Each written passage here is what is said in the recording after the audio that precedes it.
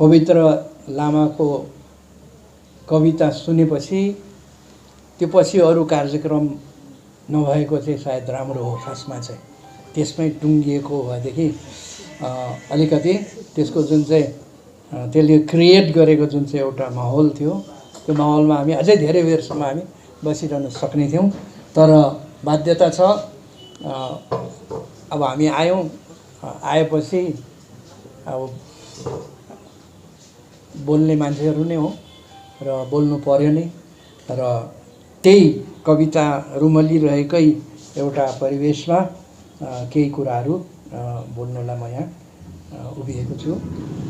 र सुविज्ञ श्रोतावर्ग, आज यो सानो स्थानमा यो क्याफे कालिम्पोङ, पहिला पनि एकचोटि म यहाँ पसेर एउटा सेमिनार गरेको जस्तो पनि लाग्छ, होइन र? एउटा सेमिनार यहाँ गरेको, तर त्यति बेला यो अलिक रङरूप यस्तो थिएन। अहिले रङरूप धेरै फेरिएछ यसले।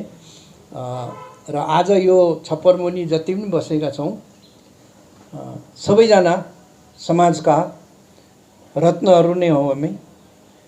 लेखक छौँ, कविहरू छौँ। मेरा अत्यन्त प्रिय कवि राजेन्द्र भण्डारी भाइ, जसलाई मैले उहाँको लेखन कालको सुरुवाती दौरदेखि नै पछ्याएर आएको। अनि आज म्युजिकमा कविता सुन्दा भाइ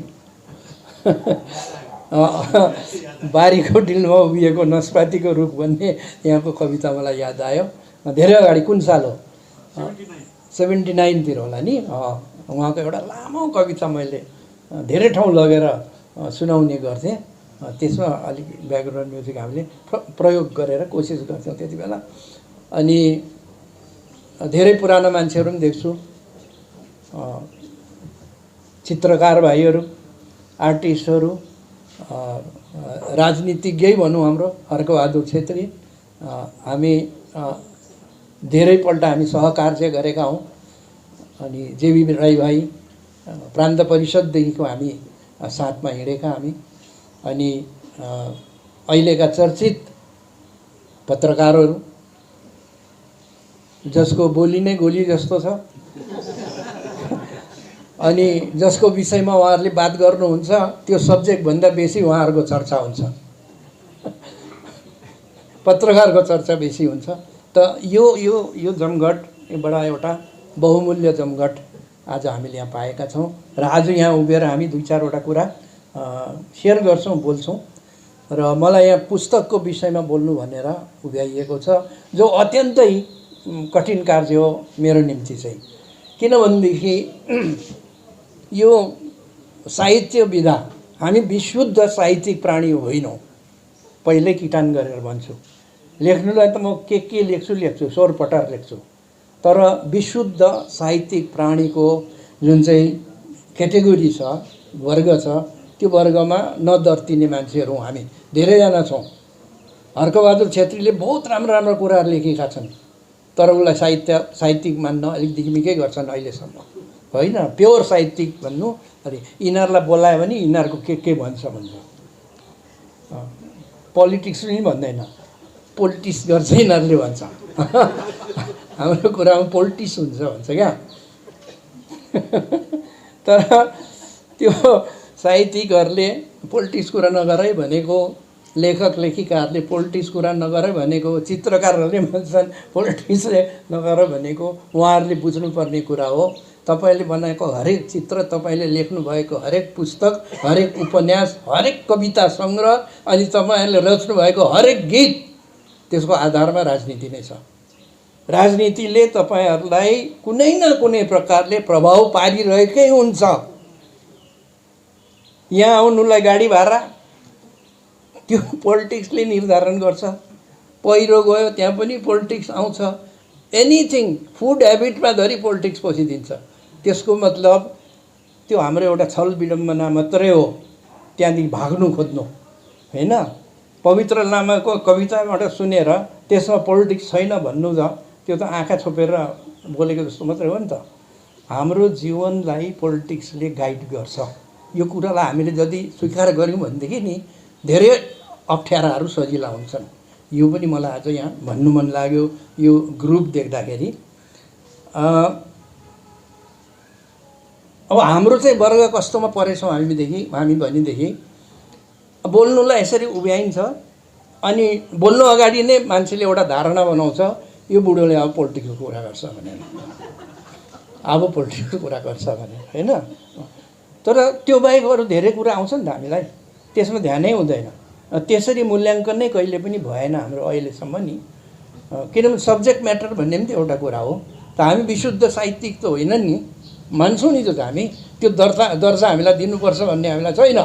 तर हामी केही कुरा जान्दछौँ त्यति त मानिदेऊ नि त, कमसेकम यो बुढालाई अलिक कुरा त आउँछ है भन्ने यति मानिदिए पनि त हामीलाई अलिक खुसी लाग्दो हो नि त, होइन। त्यो साह्रै ठाडै नगर।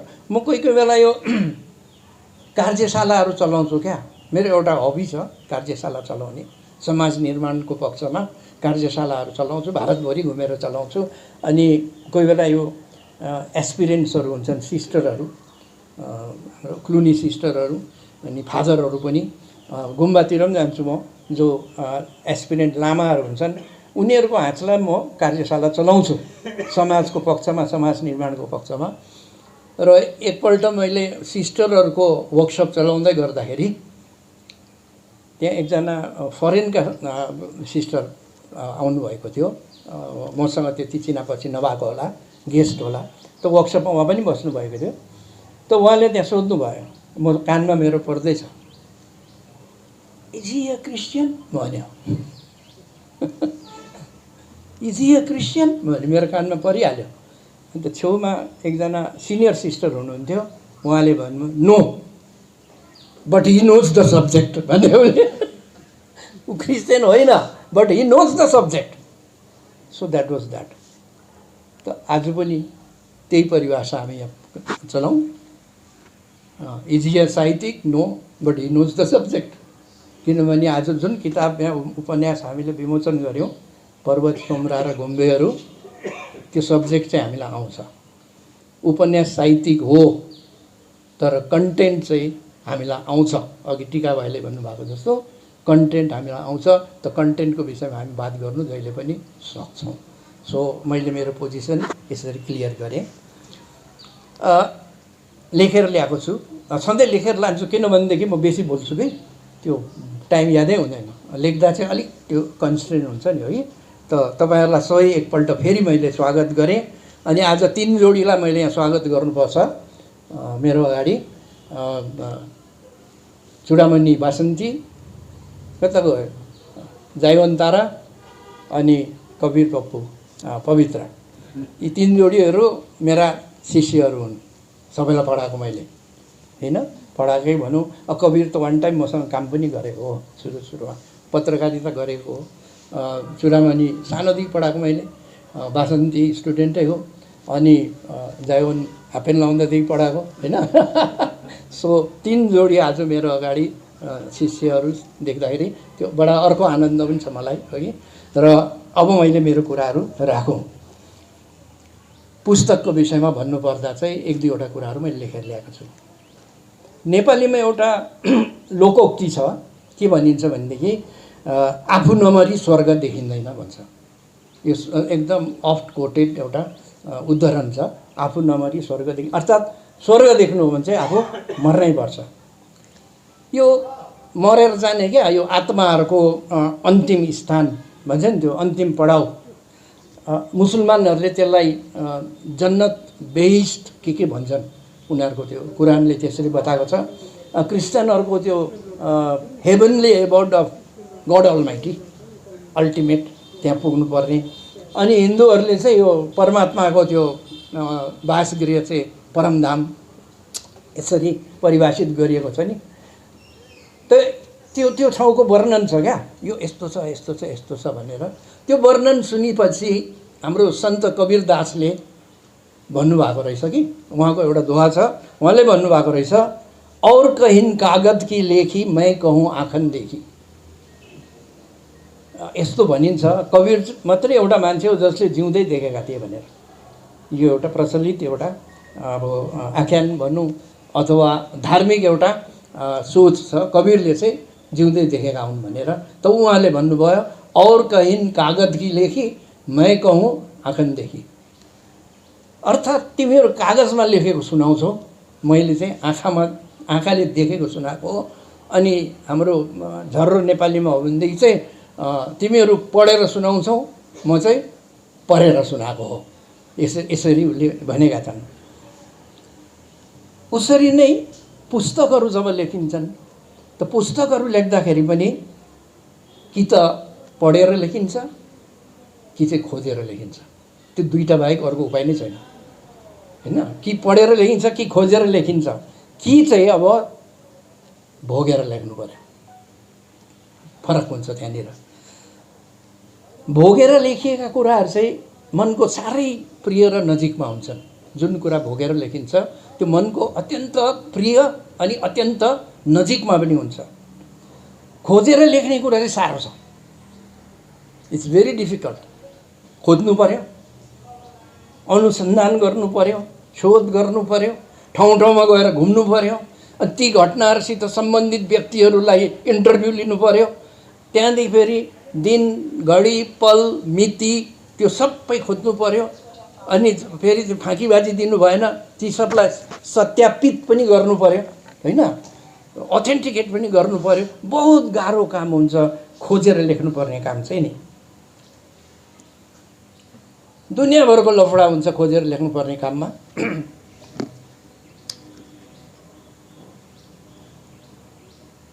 ओके, जस्तो अब हिटलरको लभ स्टोरी लेख्नु पर्यो भनेदेखि अब कम्ती खोज्नुपर्छ, पिरियडमा जानु पर्यो, किताबपट्टि पढ्नु पर्यो हो कि कोले के सबै गर्नु पर्यो। अब त्यो हिटलर त अलिक फेमसै हो, अलिक नन फेमस ठिकठिकैको। अब हिडिम्बाको लभ स्टोरी लेख भन्यो भने हिडिम्बाको लभ स्टोरी खोज्नु कति गाह्रो पर्छ होला हैन। मोनालिजाकै लभ स्टोरी लेख भन्यो भने पनि त्यो फोटो बाहेक त अर्को केही थाहा छैन नि त हामीलाई। त छ होला नि त लभ स्टोरी, त शोध गर्नु पर्यो, अनुसन्धान गर्नु पर्यो। बहुत कष्टदायक काम हुन्छ खोजेर लेख्नु चाहिँ। तर अब आफ्नै गाउँघरको साइला साइलीहरूको प्रेम प्रीतिको कुराहरू लेख्नु पर्यो भने चाहिँ न कसैलाई खोज्नु पर्यो, न कसैलाई सोध्नु पर्यो। त्यो त मुख जुवानी कन्ठस्थ फरर आउँछ नि। अब त्यो त किन आफू चिन्छ त्यो उनीहरूको लभ स्टोरीमा तपाईँ एकजना पार्ट एन्ड पार्सल भएर बसिरहनु भएको छ, तपाईँको आँखा सामुन्ने हुँदैछ ती सबै कुराहरू हो कि। अनि आफ्नै समयकालको आँखाले देखेको घटना हो। अनि त्यो प्रेम कथामा यस्तो पनि हुन्छ त कोही बेला त आफू त्यो चश्मदीद गवाह हुन्छ नि, आई विटनेस भएकोले गर्दाखेरि कोही बेला त त्यो प्रेम कथामा आफू पनि क्या क्याटलिस्ट भइरहेको हुन्छ, क्या फेसिलिटेटर भन्छ नि, आफू पनि म त्यहाँनिर सघाइरहेको हुन्छ। त्यस्तो प्रेम कथा गाउँको हो नि त त्यो त अब होइन। अनि साइला र साइली भाग्दाखेरि त्यो पोको बोकेर बारी कटाइदिनेहरू होइन, अनि ट्याक्सी बन्दोबस्त गरिदिने, भाग्नु ट्याक्सी बन्दोबस्त गरिदिने, कि आफ्नै गाडीमा चढाएर रम्फू तराइदिने, बाघपुल खटाइदिनेहरू। उनीहरूले साइला र साइलीको उपन्यास लेख्नु पर्यो भनेदेखि त्यो दुःखै पर्दैन नि त उसलाई त, सबै चिज उसित हातमा छ नि त कि। अनि त्यो उपन्यास चाहिँ एकदम रसिलो टेसिलो होइन, अनि अर्ग्यानिक पनि हुन्छ त्यो त। अब भेजालै छैन, किनभने चश्मदीद गवाहले त्यो चिज लेख्दैछ।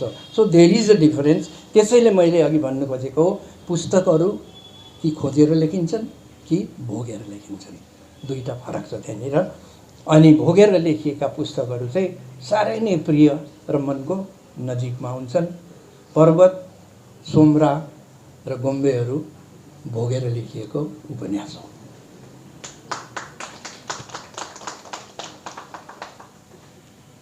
अब त्यसको विषयमा केही बोल्नु भनेर यहाँ उभ्याइएको छ। अब म आलोचक पनि होइन, समालोचक पनि होइन। अब मार्केटमा समालोचकहरू धेरै छन्, रिसाउँछन् पनि होला।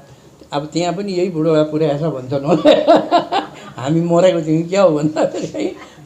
तर यो चाहिँ अब मैले अघि नै भने म कृति विषयमा त्यसको मीमांसा गर्ने, त्यसमाथि मेरो मन्तव्य दिनु भन्दाखेरि पनि बढी कृतिले जुन कन्टेन्टलाई बोकेको छ त्यो कन्टेन्ट चाहिँ हाम्रो आफ्नो कन्टेन्ट भएकोले गर्दाखेरि कन्टेन्टमाथि हामी बात गर्नु चाहिँ निश्चय नै सक्छौँ है। अनि फेरि हामी त अलिकति राम्रो बेहोरा त छैन हाम्रो पनि बानी, साह्रो वान ट्र्याक माइन्ड छौँ हामी क्या।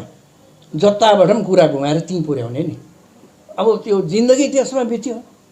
अब अरू समाज, जाति, राष्ट्रिय चिनारी है, समाज निर्माण, त्यो योदेखि बाहिर हामी निस्किँदैनौँ कहिले पनि। अन्त मान्छेलाई वाक्कै लाग्दो होला, हामीलाई अब त्यही कुरा गर्छ यसले भनेर हो।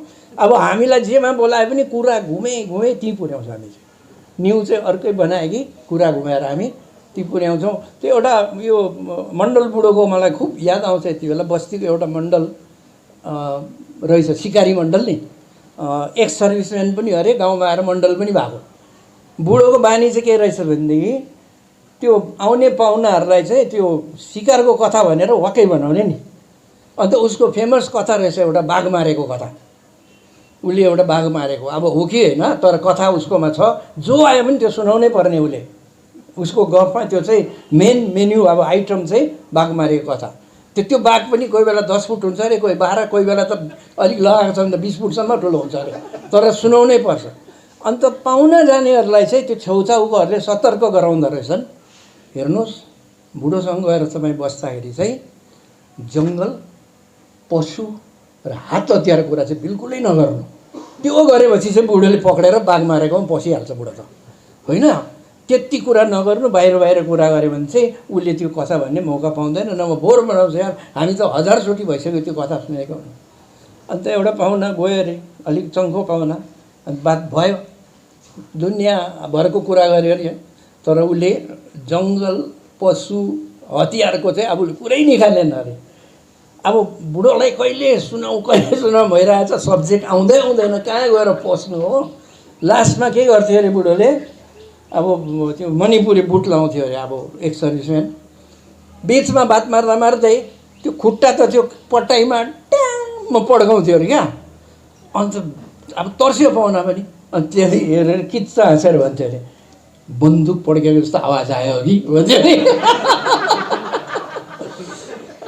बन्दुक पाएपछि बन्दुकको कुरा गर्दा त 1943 सालमा भनेर अब फेरि बाघको शिकार सुरु भइहाल्यो। तर आज मलाई खुट्टा ठटाउनु परेको छैन, किनभने बुक इट सेल्फ नै त्यही सब्जेक्टमा भएको हुँदाखेरि मैले सब्जेक्टलाई डाइभर्ट गरेर मेरो विषयमा पस्नु छैन। So straight to the subject. आफ्नो विषयमा केही भन्नुपर्दा अथवा लेख्नु पर्दा, म पनि त्यसै गर्छु, सबैले त्यसै गर्छन्।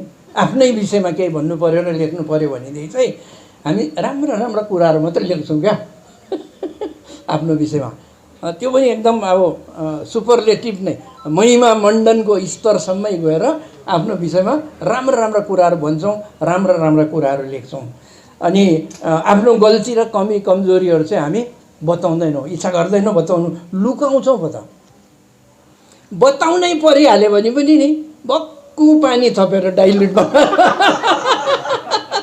पातुलो बनाएर मात्रै बताउँछौँ क्या। त्यो कडाकडी चाहिँ बताउँदैन हामी कहिले। यो चाहिँ अब एउटा मानव प्रवृत्ति नै हो नि है। तर लेखिकाले, उपन्यासका लेखिकाले यस कुरामा चाहिँ बिल्कुल पारदर्शिता कायम गरेकी छन्। एउटा नयाँ चिज छ। सबै घटनाक्रमलाई बिना कुनै गडबड अनि यथावत राख्ने प्रयासमा लेखिकाको इमान्दारी स्पष्ट झल्किन्छ। यो मेरो आफ्नो अब फाइन्डिङ हो। यस पारदर्शितालाई राजनैतिक घटनाक्रम, सामाजिक चाखलाग्दा प्रसङ्गहरूसम्म मात्र सीमित नराखेर आफ्नो पारिवारिक अन्तरङ्ग सम्बन्धसम्म नै पालन गरेको छ। यो आजको दिनमा मलाई लाग्छ एउटा साहसिक कदम, बोल्ड स्टेप हो। यो हामीले मान्नुपर्छ। नव दाम्पत्य जीवनको प्रारम्भिक चरणको सुखानुभूति, जस्ट म्यारिड, अनि नयाँ परिवारले भर्खरै गुड लगाउँदै गरेको सुखद क्षणमा आन्दोलनको हुरी बतास आएर जीवनचर्या नै खलबलाइदिएको प्रसङ्गको त्यसैको वरिपरि यो उपन्यास बुनिएको छ। उपन्यास पढ्दै जाँदा लघुकथाहरूको सङ्गालो जस्तो पनि लाग्छ। प्रत्येक अध्याय कम्प्लिट इन इटसेल्फ। जस्तो अघि राकेश भाइले आएर पढ्नुभयो पोस्टरिङ भन्ने, त्यो एउटा लघुकथा जस्तै छ। त्यसलाई अलग्ग पढ्दाखेरि पनि मिल्छ, त्यसलाई कुनै सन्दर्भ चाहिएन। त प्रत्येक अध्यायहरू एउटा लघुकथा र लघुकथाको सङ्गालो जस्तो पनि लाग्छ। अनि पात्रहरू यस उपन्यासमा टर्न बाई टर्न आउँछन् क्या, पालै पिलो टर्न बाई टर्न इन्ट्री छ उनीहरूको नि। त्यसले गर्दाखेरि झन्डै झन्डै नाटक जस्तो पनि लाग्छ, नाटकीय एउटा तत्त्व पनि छ यो उपन्यासमा। अनि प्रत्येक अध्याय नै नाटकको दृश्य जस्तो लाग्छ, नयाँ दृश्य परिवर्तन भएर नयाँ दृश्य आएको। अनि त्यो अध्याय कम्प्लिट इन इट्सेल्फ प्रायः नै त्यस्तो मैले बुझेँ। अध्यायहरू छोटा छोटा छन्, एकदम ससाना अध्यायहरू छन्। अनि पात्रहरूको चाहिँ भरमार छ। फेरि त्यो हिन्दी सिनेमा आउँछ नि, त्यो के थुप्रो हिरो हिरोइन भएको क्या, त्यो खालकै छ। दुनियाँभरको पात्रहरूको भरमार छ।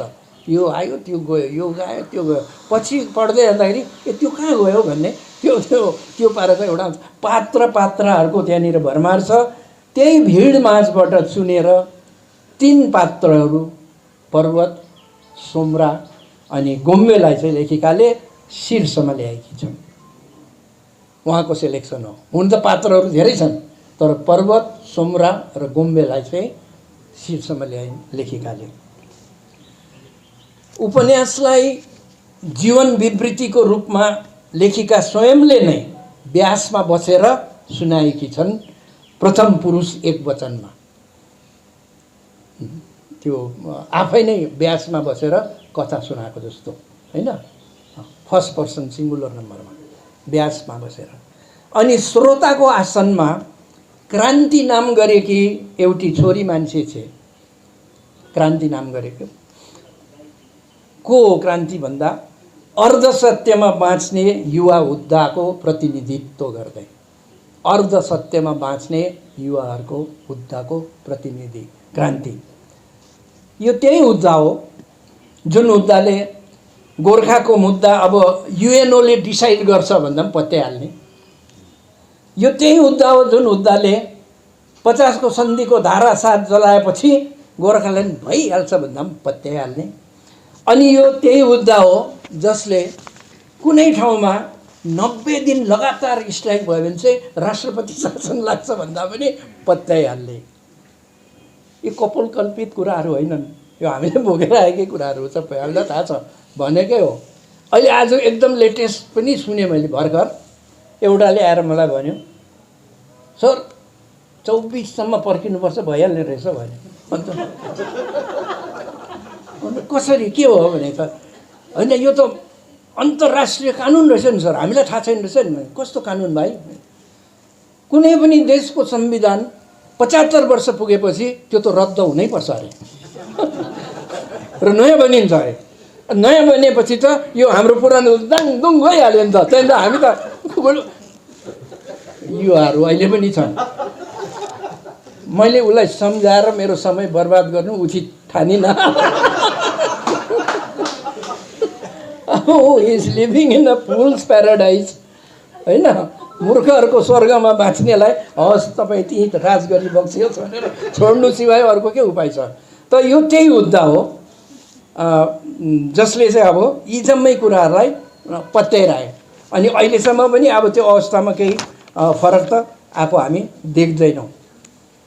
तर आज 20 वर्ष बाद पनि यो त अब 80s को कुरा हो, 80 को कुरा हो यो चाहिँ। अनि आज 20 वर्ष बाद पनि त्यसमा हामी केही फरक आएको चाहिँ देख्दैनौँ नि। 2007 देखि त अर्को सुरु भयो नि त त्यति जेलसम्म त्यो युवाहरू त आए नि त, अलिक छिटपट भएको छन् त्यहाँ चाहिँ। त्यति बेलाका 17-18हरू 20 वर्ष जोड्दाखेरि 38-40-मा अलिक छिटपट भए। मान्छे त्यही, बुद्धि त्यही, केही फरक छैन, केही फरक ल्याउनै सकेन होइन। अब उनीहरूको काम चाहिँ के हो भन्दाखेरि, पोलिटिक्स चाहिँ के हो भन्दाखेरि, पोलिटिक्स पनि होइन पोलिटिक्स चाहिँ के हो भन्दाखेरि पार्टीमा टाँसिएर काम दामको मेलोमेसो निकाल्नु। त्यो बाहेक अर्थोपरतिर केही देख्दै देखेन 20 वर्षदेखि। पार्टी किन गरेको? त्यहाँ टाँसिएर काम दामको मेलोमेसो निकाल्नु। काम पनि पार्टीको प्रभावमा निकाल्छ, फेरि निकाल्छ भयो त काम पनि, हात पारिहाल्छ। तर आफैले गर्ने बुता नभएर हो कि चाहिँ अल्छी लागेर हो, त्यो काम सधैँ अरूलाई नै बेच्छ। अन्त त्यो बेचेकोबाट आर्जन भएको जति आउँछ त्यसले चाहिँ भरण पोषण गर्छ, परिवार धान्छ। यो कथा 80को दशकदेखि आजसम्म पहाड भन्छौँ नि हामी, पहाडको पोलिटिक्सको एउटा अभिन्न अङ्ग यो पोलिटिक्सको यो छ। अनि त्यही चरित्र चाहिँ पर्वत 80मा पनि छ, 2007देखि 17सम्मै छ।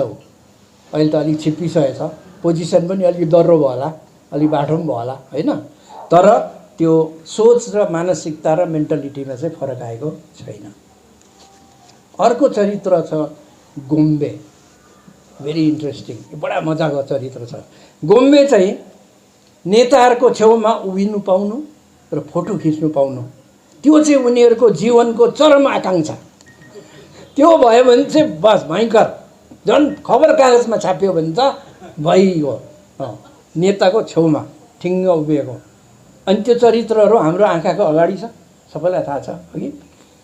अन्धभक्त बाहुबलीहरू, अब त्यो डबल फल्ट क्या, एक त अन्धभक्त छ, अर्को बाहुबली पनि छ। अनि गर्दा त त्यो खालि त्यो अब त्यो बुद्धि चाहिँ सबै छेपारीमा मात्रै छ भने त कामै त्यस्तो मात्रै गर्छन्। बुद्धि आफ्नो ठाउँमै छैन, पाखुर र छेपारीमा छ भने त। गोम्बे भोटर लिस्टमा नाम छ र मात्रै, नभए त त्यो मालिकको अल्सिसन कुकुरभन्दा फरक छैन भने स्यो गरे कि जाइ लागिहाल्छ अब। तर भोटर लिस्टमा नाम छ, कुकुर हो मिलेन होइन, एकदमै स्वामी भक्त हो कि। पढा लेखा छैन गोम्बे, को चाहिँ पढा लेखा छ त? अनि राजनीति आउँदैन गोम्बेलाई, कसलाई आउँछ त? उसको मालिकलाई त आउँदैन। के फरक पर्छ र होइन र? गोम्बेलाई गन्ती पनि आउँदैन, फेरि काउन्ट जान्दैन, गोम्बेलाई गन्ती आउँदैन। त्यसैले हिसाबमा सधैँ ठगिन्छौँ। यसको दर्दनाक अध्याय चाहिँ यो छ। गोम्बे किन ठगिन्छ सधैँ? किनभने उसलाई गन्ती आउँदैन र गन्ती आउनेहरूले हिसाबमा जहिले उसलाई ठग्छ।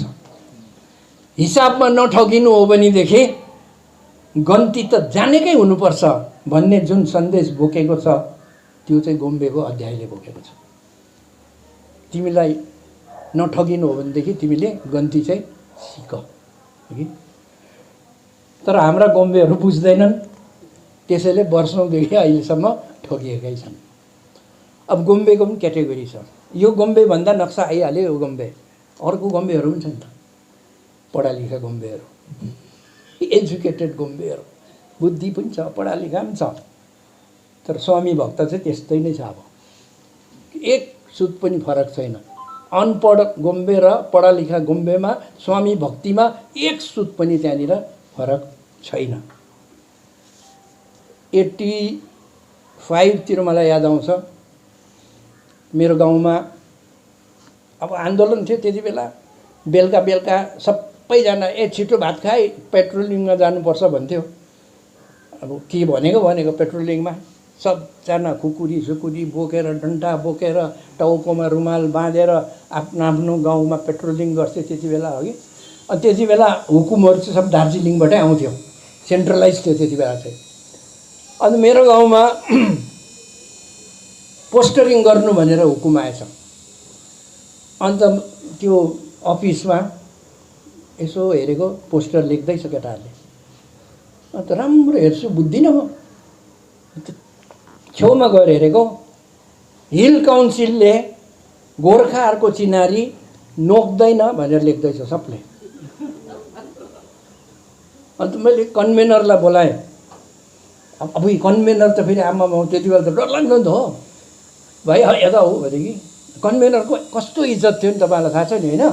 अन्त छोरी चेली माग्नु, बिहा गर्नु जाँदाखेरि पनि त मैले सुनेको, त्यति त त्यति पढा लेखा त छैन रहेछ कि, तर दाजु त कन्भेनर रहेछ नि भन्छ।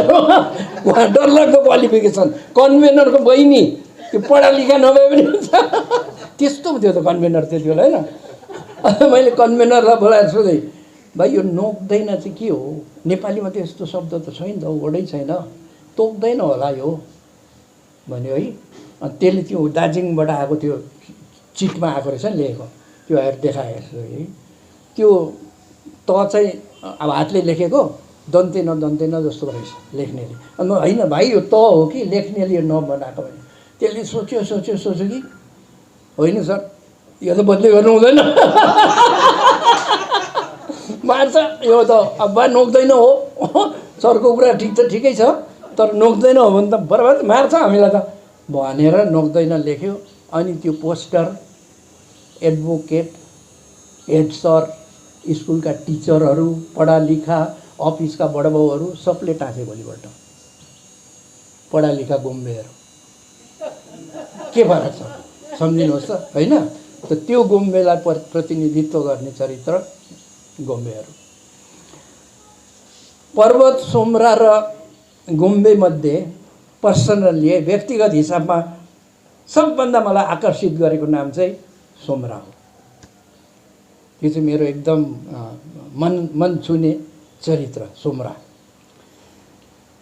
आन्दोलनमा रहरले होमिएर कतै, बाध्यताले टाँसिएर कतै अनि आर्थिक लाभले लोभिएर कतै भाग लिन आइपुगेका पर्वत र गोम्बेहरूसित त हामी परिचित नै छौँ। हाम्रै आँगनकै हो नि त यिनीहरू होइन, परिचित छौँ। तर गोर्खाल्यान्डको कथामा सोमरालाई पनि भित्र्याएर लेखिकाले छाडिएको एक महत्त्वपूर्ण अध्यायलाई समावेश गराएर साह्रै जाति काम गरेकी छन्। यो चाहिँ यो नयाँ भयो, मतलब रिकग्निसन पायो सोमराले पनि। पर्वत र गोम्बे जत्तिकै इक्वल एउटा बिलिङ पायो। त्यो पोस्टरहरू सिनेमाको बनाउँदाखेरि त्यो कुन हिरोको नाम कहाँ लाउने हुन्छ नि, को अगाडिको पछाडि, त यहाँ सोमराले पनि पर्वत र गोम्बे साथसाथै इक्वल स्टेटस पायो। अनि यो मलाई लाग्छ फर द फर्स्ट टाइम हो, यो एउटा रिकग्निसन हो, मान्यता पायो। कारण पहाड पहाड मात्रै भनेर उच्चारण गर्नेहरूले पहाड मात्रै भन्छ, म पहाड बचाउन आएको भन्छ, पहाडको मुक्ति भन्छ, पहाडको रोजगार भन्छ, पहाडको नेता भन्छ, पहाडको राजनीति भन्छ, पहाडदेखि केही भन्दैन।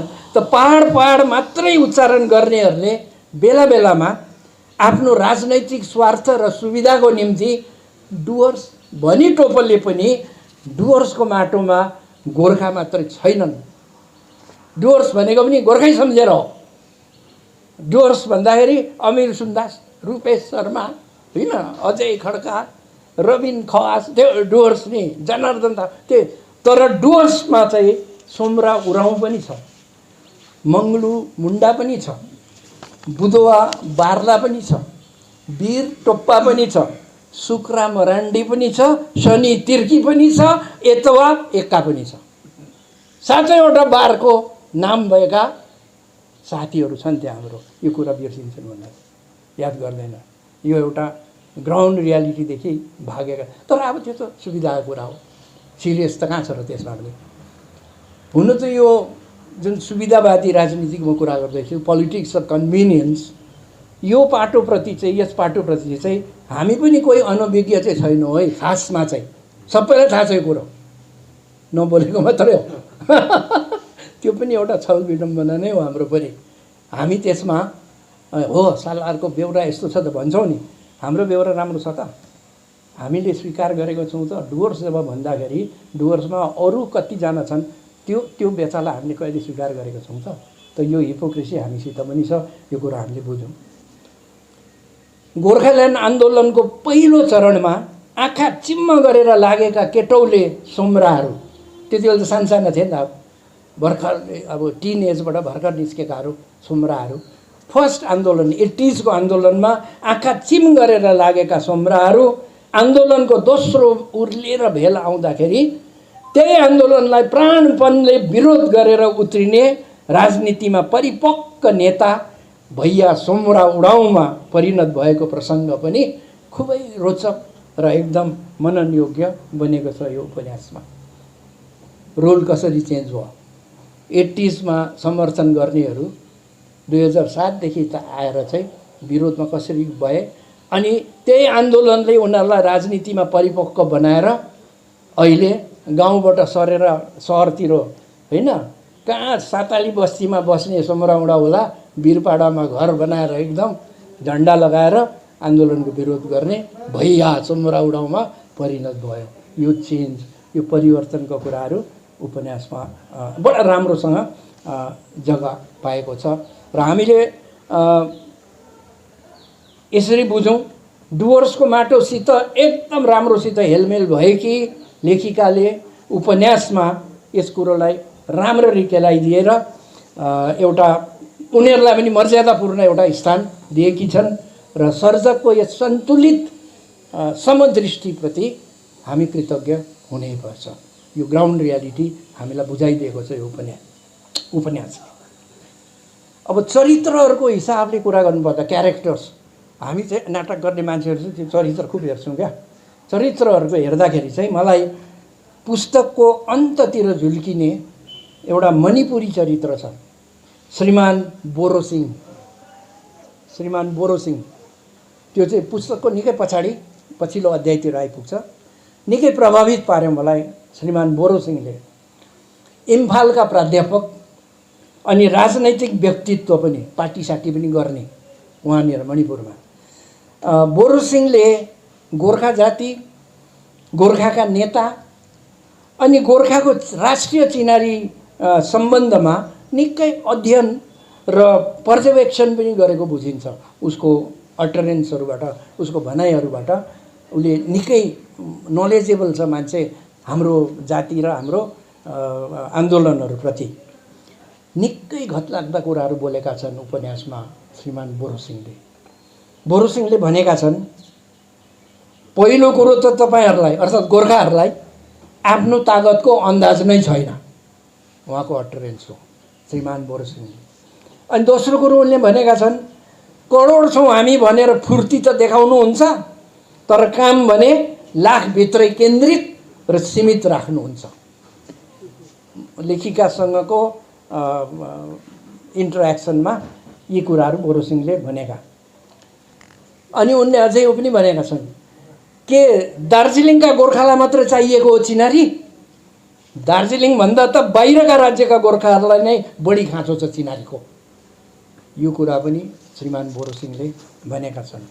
अनि मन्तव्यमा गएर, कन्क्लुजनमा गएर बोरोसिंह के भन्छन् भनेदेखि, राज्य र केन्द्रको सत्ता मिलेर पालैपिलो तपाईँहरूका समक्ष यस्ता व्यक्तिहरू उभ्याउँछन् जसले तपाईँहरूका सपनाको व्यापार गर्नेछन्। श्रीमान बोरोसिंहको मन्तव्य।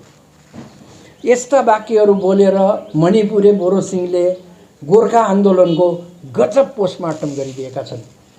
भारतका 1.5 करोड गोर्खाहरूको राष्ट्रिय चिनारीको गफ छाँटेर आफूलाई दार्जिलिङ डुवर्सको मात्र मुक्तिको मसिहा बताउने, अनि त्यहाँबाट अझै तल झरेर पहाड मात्रै भन्ने नितान्त दार्जिलिङ केन्द्रित मानसिकता भएका नेताहरूको निम्ति एउटा आँखा खोलिदिने अध्याय बनेको छ श्रीमान बोरोसिंहको अध्याय।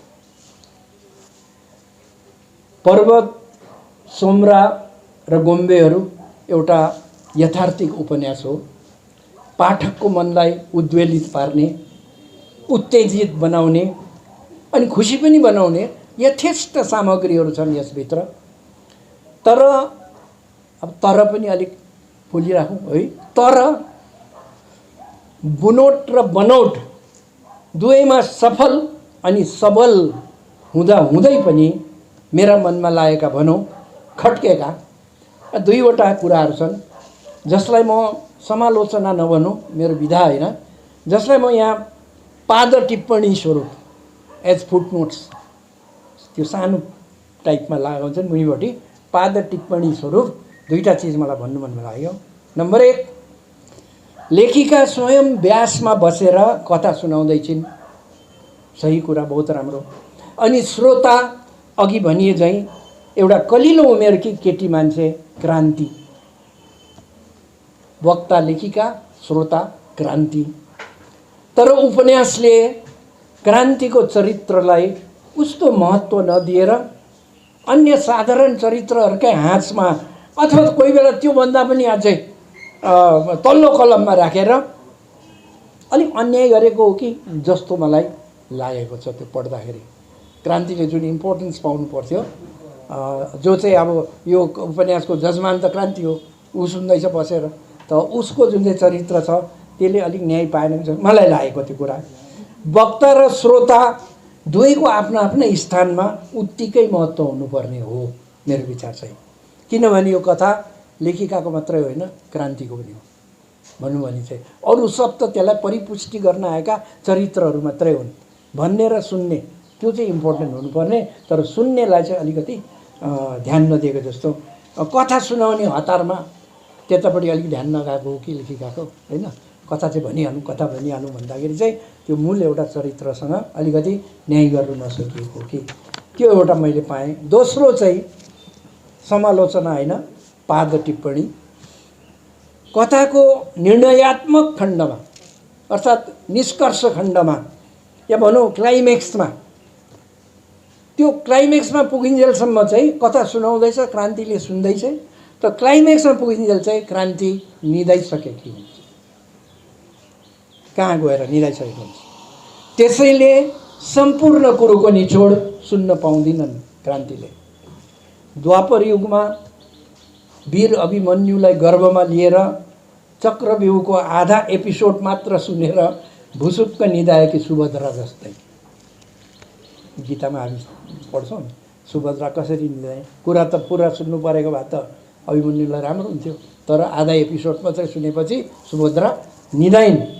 फलस्वरूप आजसम्मै अभिमन्युहरूले चक्रव्यूहमा पस्न मात्र जानेका छन्, निस्कन भने जानेका छैनन्, अनि अकारण मृत्युवरण गरिरहेका छन्। यो आजको ग्राउन्ड रियालिटी हो यो पनि। उसरी नै मुद्दाको भ्रूणलाई गर्भमा लिएर समस्याको चक्रव्यूहमा हाम फाल्ने साहसी क्रान्तिहरूलाई समाधानको मार्गको पत्तो नहुनु अनि समाधानको मार्गका अवरोधहरू बताइने समयमा भुसुक्कै निदाइ पठाउनु साह्रै राम्रो, मनलाई छुने प्रतीकात्मक प्रसङ्ग भएको छ। यो मिठो छ त्यो कुरा। तर लामो यात्रा तय गरेर घर फर्किँदा त्यो परैबाट घर देख्छ नि, त्यति बेला कस्तो कुदेर जान्छ नि त। घर आयो भनेर झोल्ला सोल्ला लाउँदै घर आयो कुकुर भुकेको पनि सुन्नु जान्छ, होइन। 6 महिना टुर गरेर आएको घर देख्दाखेरि कहिले पुगौँ घर भन्ने एउटा हतारो हुन्छ नि, होइन। त त्यसरी अब घर देख्दाखेरि कुदेको जस्तो उपन्यास टुङ्ग्याउने हतारमा त्यो सर्जकले यो उपसंहारको जुन अध्याय छ नि, त्यो अध्याय चाहिँ अनि अति महत्त्वपूर्ण अध्याय ठान्छु म त्यसलाई। त्यो चाहिँ अलिकति छोटो र टेलिग्राफिक बनाएकी छन् उपसंहार चाहिँ। सब्जेक्ट यति गकिलो थियो अभिमन्यु, तर त्यो अब सक्यो, बल्ल सक्या हो भनेर छिटो त्यो घर आइपुग्यो भनेको जस्तो कुदेको जस्तो बुझिन्छ। 150 पानाको उपन्यास लेख्ने धैर्य देखाइसकेपछि उपसंहारमा यस्तो हतार किन पर्यो होला, कारण बुझ्न सकिएन। तर यसको अर्थ प्रसङ्ग अपूर्ण छ, अलिकति अधुरो छ भन्ने चाहिँ होइन है। सम्पूर्ण थोक नै छ त्यहाँ छनुलाई चाहिँ। बुझ्नेलाई त श्रीखण्ड नै छ, कम्प्लिट छ। It's a complete work, incomplete त भन्नु मिल्दैन। तर अब चिन्तनशीलहरूको निम्ति चाहिँ मनज्ञ खोराक छ अन्तिम अध्याय अभिमन्युमा।